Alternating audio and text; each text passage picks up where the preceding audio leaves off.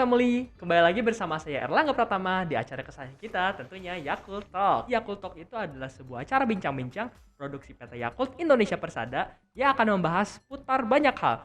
Nah, Yakult Family, kita sudah kehadiran seorang dokter nih, namanya Ibu Dokter Marlina Dewi Astuti SPPD. Sebelumnya selamat datang, Dok. Ya, halo Yakult Family, Mas Erlangga. Oke, nah kita bersama Dokter Marlina akan membahas putar bakteri. Nah, jadi sebelum kita masuk lebih lanjut ya, Dok ya, mungkin aku mau tanya sedikit-sedikit, bakteri itu apa sih dan datangnya dari mana sih bakteri, kok bisa-bisa tiba-tiba ada di tubuh kita gitu?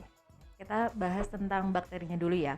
Jadi bakteri itu adalah makhluk hidup bersel satu yang mempunyai sifat dia patogen atau non patogen. Patogen itu kalau kita sederhanakan dia adalah bakteri jahat, non patogen adalah bakteri baik. Kok bisa ada bakteri atau makhluk hidup tiba-tiba ada di dalam tubuh kita gitu ya. Jadi memang tubuh kita itu membutuhkan bakteri itu. Asalnya dari mana sih? Jadi pada saat proses persalinan, pada saat proses kehamilan, ibu yang hamil tersebut akan mengalirkan bakterinya melalui proses persalinannya ataupun pada saat kehamilannya. Oke, kalau dari contohnya dari kegiatan, aktivitas atau mungkin dari makanan yang kita konsumsi nih, sebetulnya mempengaruhi nggak sih, Dok?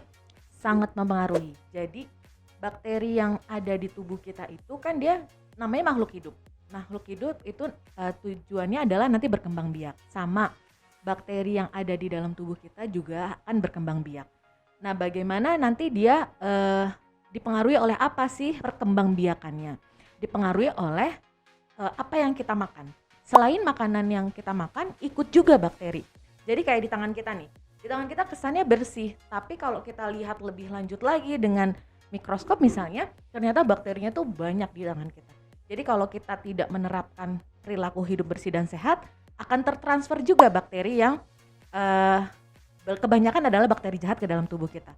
Oke, oh berarti bakteri patogen atau bakteri jahat lah ya disebutnya. Iya. Itu tuh jumlahnya kalau semakin meningkat, kalau semakin banyak justru akan meningkatkan risiko penyakit atau gangguan kesehatan gitu ya, Dok? Betul.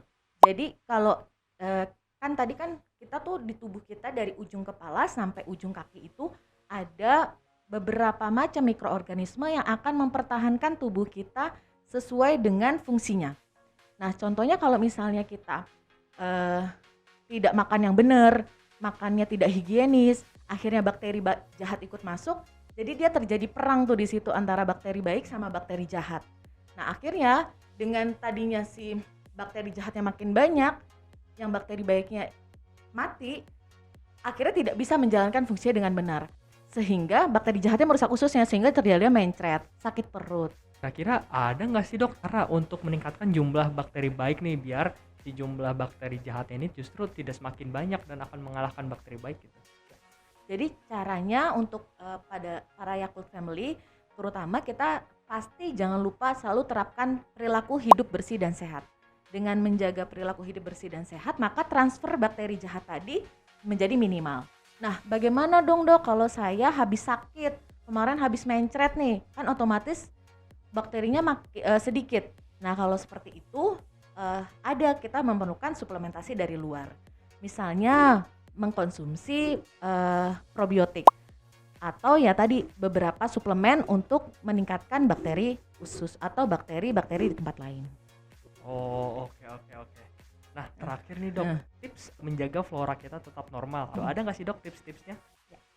Baik, jadi para Yakult Family, untuk menjaga nih supaya kesehatan kita tetap fit, yang utama adalah melakukan perilaku hidup bersih dan sehat.